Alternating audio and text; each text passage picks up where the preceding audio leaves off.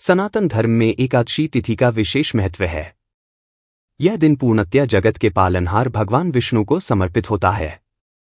इस दिन भक्ति भाव से लक्ष्मी नारायण जी की पूजा की जाती है। एक साल में 24 एकादशी मनाई जाती है। अधिक मास होने पर एकादशी की संख्या 26 होती है। इनमें पुत्रदा एकादशी, निर्जला एकादशी, इंदिरा एकादशी, देवशयनी एकादशी एवं देव उठनी एकादशी का विशेष महत्व है। इस शुभ अवसर पर श्री हरि नारायण जी की विधि विधान से पूजा भक्ति की जाती है। धार्मिक मत है कि एकादशी व्रत करने से साधक को बैकुंठ लोक की प्राप्ति होती है, साथ ही मनोवांछित फल की प्राप्ति होती है। लेकिन क्या आपको पता है कि कब और क्यों पुत्रदा एकादशी 2025 मनाई जाती है और साल 2025 में कब पौष पुत्रदा एकादशी है? आइए इसके बारे में सब कुछ जानते हैं। कब मनाई जाएगी पुत्रदा एकादशी? विष्णु पुराण के अनुसार पौष माह के शुक्ल पक्ष की दशमी तिथि के अगले दिन पुत्रदा एकादशी मनाई जाती है। अगले साल यानी 2025 में 10 जनवरी को पौष पुत्रदा एकादशी मनाई जाएगी।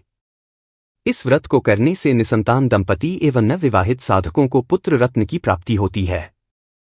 पौष पुत्रदा एकादशी शुभ मुहूर्त वैदिक पंचांग के अनुसार पौष माह के शुक्ल पक्ष की एकादशी तिथि की शुरुआत 9 जनवरी को दोपहर 12:22 पर शुरू होगी।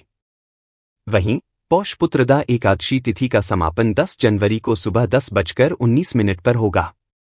सनातन धर्म में सूर्य उगने के बाद से तिथि की गणना की जाती है। इसके लिए 10 जनवरी को पौष पुत्रदा एकादशी मनाई जाएगी। साधक स्थानीय यानी लोकल पंडित जी से पंचांग दिखाकर भी सही डेट जान सकते हैं। साधक स्थानीय पंचांग के अनुसार व्रत रख सकते हैं। पौष पुत्रदा एकादशी की कथा। सनातन शास्त्रों में वर्णित है कि राजा सुकेतुमान को कोई संतान नहीं थी। इसके लिए राजा सुकेतुमान और रानी शैब्या दुखी रहते थे। उन्हें यह दुख सता रहा था कि मृत्यु उपरांत उनके पूर्वजों का उद्धार कौन करेगा? कौन उनके पूर्वजों को मोक्ष दिलाएगा? उत्तराधिकारी न होने के चलते उनके पूर्वजों को दर दर भटकना पड़ेगा। उनकी आत्माओं को न शांति मिलेगी और न ही मोक्ष की प्राप्ति होगी। यह सब सोच राजा सुकेतुमान राजपाट त्याग कर वन में चले गए।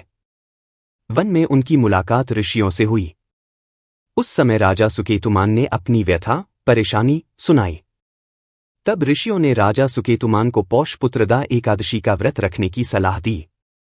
यह जान राजा सुकेतुमान पुनः अपने राज्य लौट आए।